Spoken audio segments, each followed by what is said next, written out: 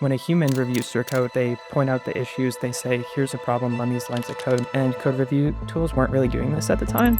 We're getting close to around 95% of the code that these models are now generating is worthy of being merged using VAT. My name's Andrew. I'm an engineer at Imbue, and I built an open source code review tool called VAT to address issues I've seen in other code review tools, primarily that they're proprietary, collect your data, and they don't run in the loop, so the iteration cycles are too slow.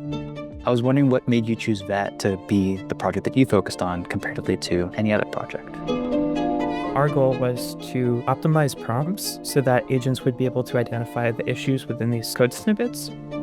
The way that it worked is you have an initial organism, is what we called it. You would run it against each of the different code samples with the agent to see if it picks up the issue. If it doesn't find the issue, then you go back to that issue and you ask another model, hey, here's the prompt that we gave the model, here's the issue, here's the code. Update the prompt so that the agent will then find the issue. And then we try and reevaluate this prompt to make sure that it both fixes the issue so the agent finds it, and then also has good generalized performance across our benchmarks.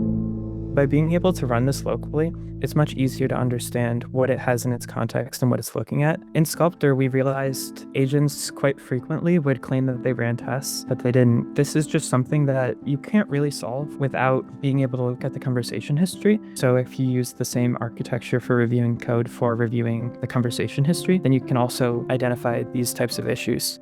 We'd be very happy if you tried out VAT. You should install the skill. I think this is the easiest way to get started. You just run the one command in the GitHub README, and on the Imbue website, there will be a page for VAT, and that should be kept up to date as we make changes to the tool.